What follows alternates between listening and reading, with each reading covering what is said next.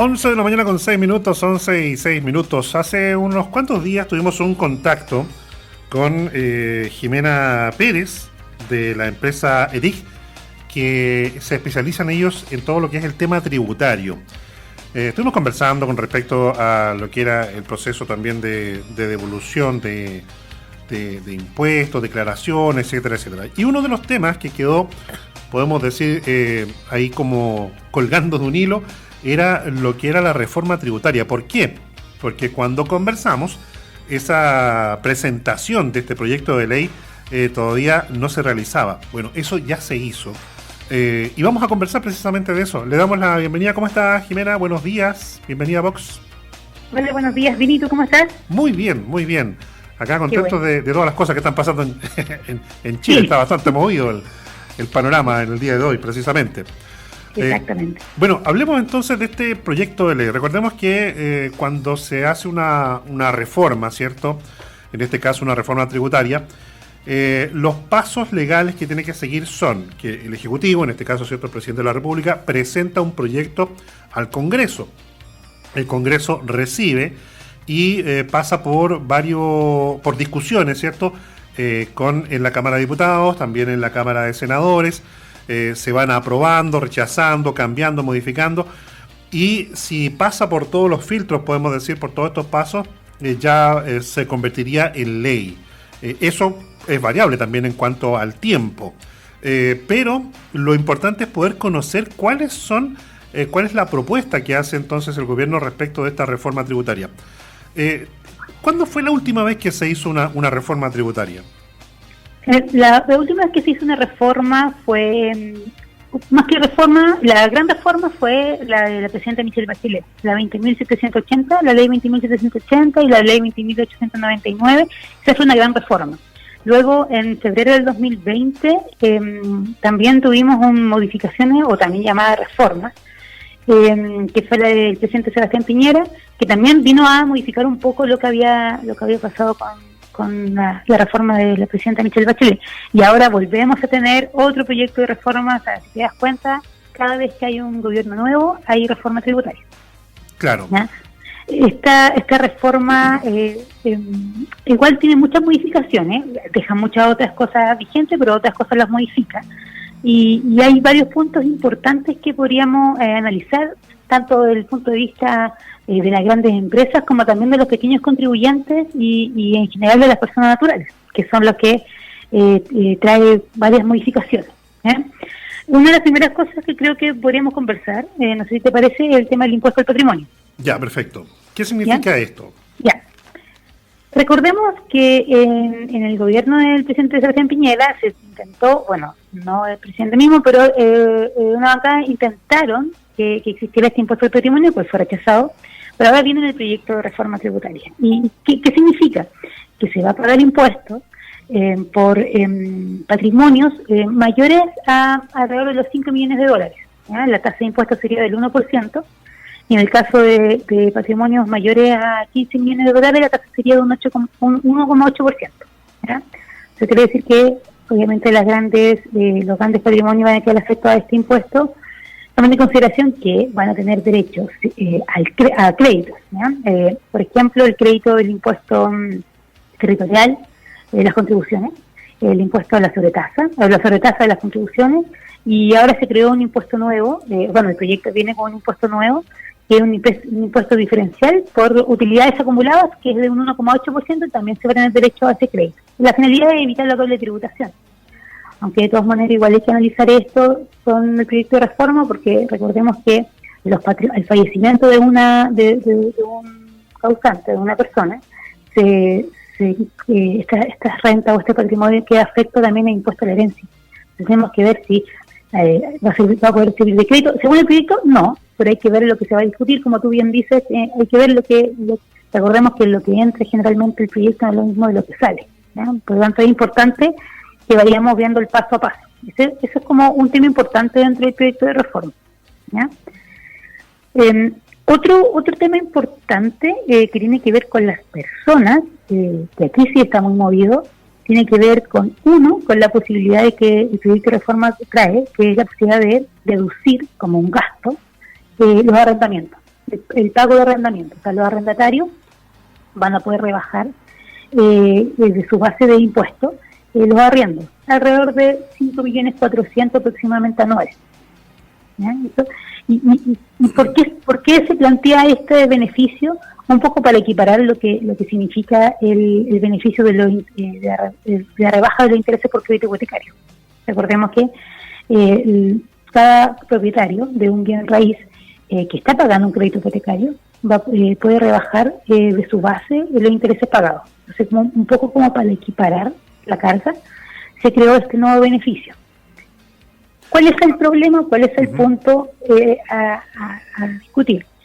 Que que el proyecto de reforma también trae la eliminación del beneficio de los DFL2. ¿Ya? Para resumir un poco este beneficio, los contribuyentes, personas naturales que tengan que tengan 2 propiedades DFL2, las 2 primeras propiedades no pagan impuestos por los arriendos que efectúan. Con el proyecto de reforma se quiere eliminar esa exención, por lo tanto, que la práctica que conlleva eso, aumentar los arriendos. Eso es como una pregunta práctica. Si yo tengo mi casa, pero tengo otra propiedad, que sé yo, puede estar en cualquier parte del país, puede ser en la misma comuna, que sea en la comuna al lado, y yo arriendo esa casa. A mí el arrendatario me paga, ¿cierto? Pero yo no pago impuestos por eso. Efectivamente, por la cocina. Claro, en este caso, si se aprueba, digamos, el proyecto tal como está, yo tendría que darle alguna especie de recibo, de boleta legal a la persona que me está pagando el arriendo, y debería yo pagar impuestos por eso, ¿cierto? Lo más natural es que digamos, el propietario por ese impuesto le suba, digamos, al arrendador el precio, digamos. Al arrendatario, claro. Efectivamente. Sí, efectivamente, o sea, siempre la carga tributaria siempre obviamente va a ser del arrendatario, del dueño, pero en definitiva indirectamente va a ser del arrendatario, el arrendador el que va a tener que pagar impuestos, pero en definitiva la carga tributaria se la va a llevar el arrendatario. Y en este caso, ahora, como esto es un proyecto, no sabemos la forma en que se va a materializar este conocimiento por parte del servicio. Puede ser una declaración jurada, puede ser a través de un formulario que se va a presentar el contrato de arriendo. Se tiene que ¿cómo se llama? Formalizar lo que ahora está funcionando así nomás, digamos, en algunos casos, digamos. Exactamente. Claro. Bueno, de igual manera hay declaraciones juradas por el tema del arriendo, pero no todos los contribuyentes tienen la obligación de presentarla, por lo tanto, tenemos que ver qué va a ocurrir. Es importante, sobre todo el tema de los DFL2, que a opinión personal creo que no va a prosperar el tema de eliminación de la exención, ¿ya? Porque es muy importante. O sea, recordemos que hay personas, como tú bien dices, que tienen una sola propiedad, que lo vieron como una inversión, que a lo mejor son gente jubilada, que además tienen que pagar el impuesto territorial. Entonces lo vieron como una inversión para aumentar su ingreso, producto de las jubilaciones son bajas, y además van a tener que pagar impuestos. Entonces yo creo que eso no va a prosperar, ¿ya? La opinión personal. Otra cosa importante tiene que ver con que también hay una nueva beneficio, que es una deducción, la posibilidad de rebajar también de los impuestos finales, un monto de alrededor de 6.600.000, en el caso de las personas que acrediten el cuidado de menores de 2 años y personas con un grado de dependencia severa, ¿ya? También está dentro del proyecto de reforma este beneficio que puede existir. También, como te digo, opinión personal, creo que sí es un beneficio muy bueno.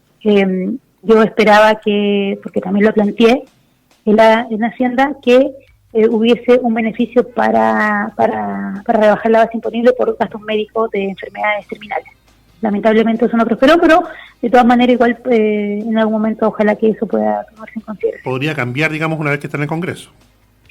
Lo que ya está claro, o sea, lo que ya está podría negociarse, pero yo creo que van a dejar solo el de cuidado de menores de 2 años y el de cuidado de personas postradas. Y además, obviamente, el beneficio del arrendo, que yo creo que también va a prosperar.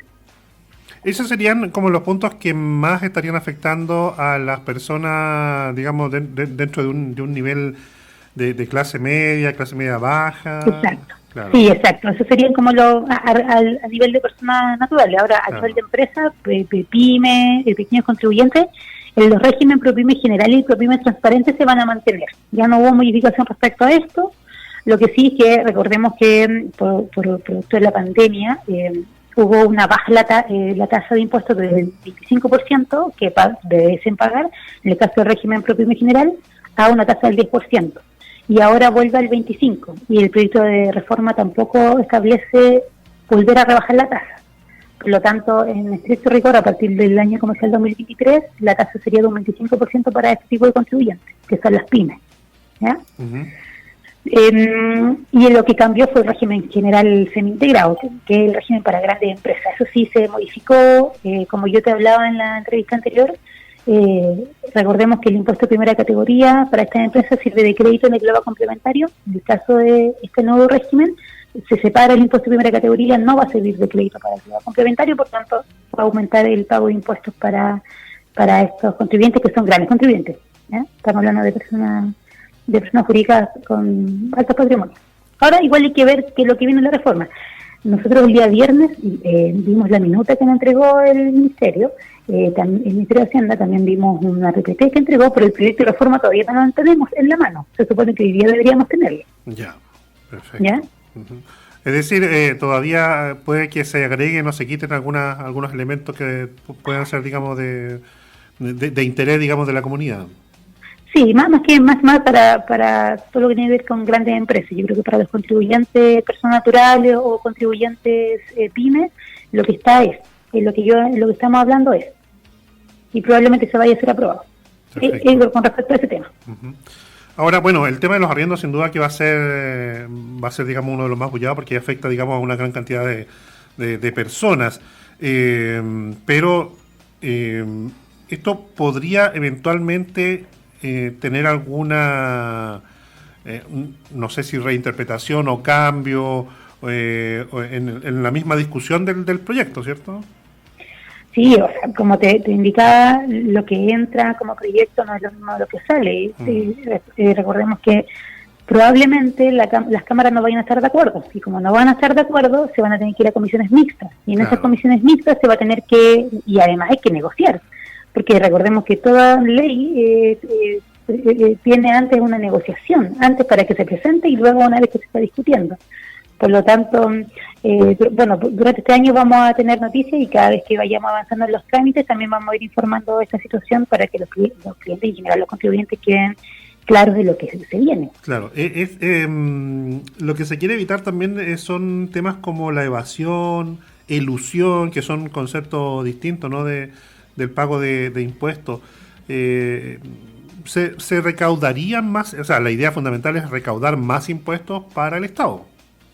Sí, claro, se quiere recordar el 5% del PIB, que yo creo que no vamos a alcanzar eso. Con el proyecto de reforma de Michelle Bachelet quería 3%, un 4% se logró recaudar alrededor del 3%. Claro, también hay normas que hablan acerca de la evasión de la ilusión, que generalmente eso se ve en temas judicial a través de los tribunales tributarios, y el proyecto lo que quiere es que se vea a nivel administrativo, o sea, que el Servicio Puesto Interno tenga las facultades, porque en definitiva el Servicio Puesto Interno hoy en día no tiene esas facultades. El Servicio Puesto Interno verifica o revisa que efectivamente puede haber una empresa o una persona que está eludiendo o evadiendo, uh-huh, y lo lleva a sede jurisdiccional. Ahora no, quieren verlo en un tema netamente de forma administrativa, que el Servicio Puesto Interno tenga esa facultad.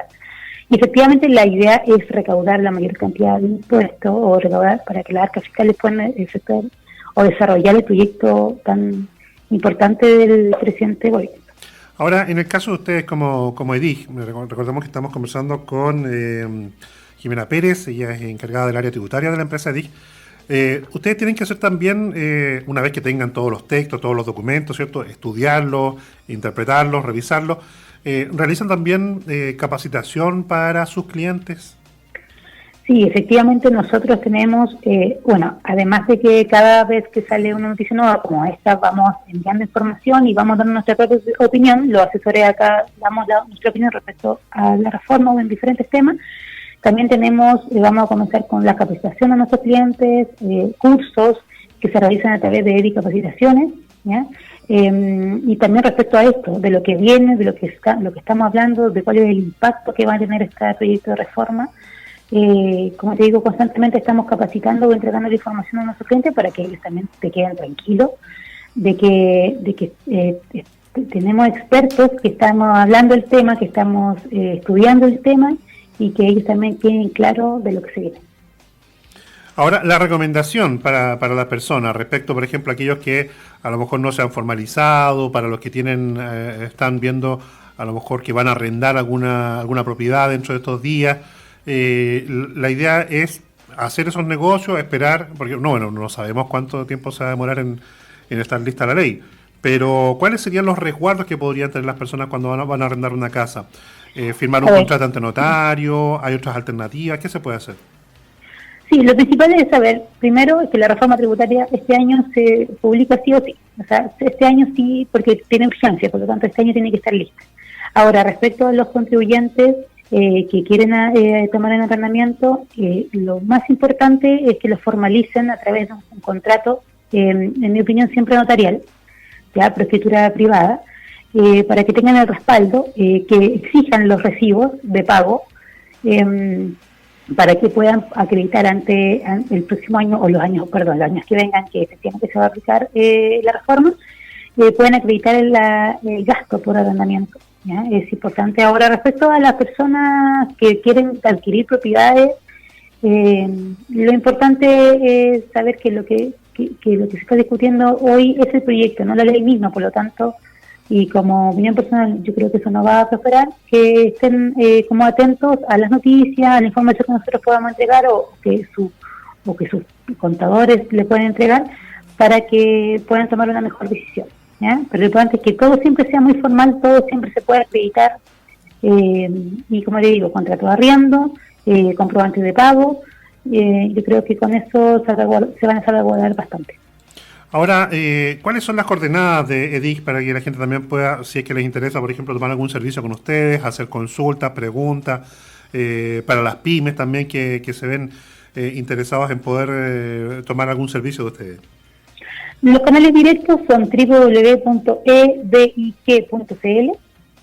y ahí va a poder encontrar un asistente remoto. Ahí también está linkeado el Capacitaciones, donde ustedes van a poder ver los cursos que existen en la actualidad y los que vendrán. Y además pueden verlo a través de contacto@edik.cl. Perfecto. Ahí les vamos a entregar toda la información que se necesite. Perfectamente. Jimena, ¿le gustaría destacar algo más? Que estén tranquilos, que esperen y analicen y esperen en noticias, vean artículos respecto de lo que vaya pasando en estos meses y que estén tranquilos porque la información va a estar y lo importante es que con conocimiento puedan tomar una buena decisión. Perfecto. Muchas gracias por el contacto, gracias por alumbrarnos también, entregarnos esta información que sin duda es muy útil para la gente, para que estén tranquilos también en relación a que esto es un proceso que requiere de un tiempo, ¿cierto? Pero, importante lo que ella nos dice, de poder tomar todas las providencias del caso cuando se hacen, ¿cierto? Alguna decisión importante, como la venta de algún inmueble, cuando es el arriendo. Y bueno, hay otras cosas más que también son interesantes, a ver si podemos después abordar otro tipo de temas. Muchas gracias por el contacto. Ya, pues que esté muy bien. Gracias, buen día. Conversando ahí con nuestra invitada en el día de hoy, Jimena Pérez de EDIG, quien nos contaba también respecto a este proceso que es la reforma tributaria.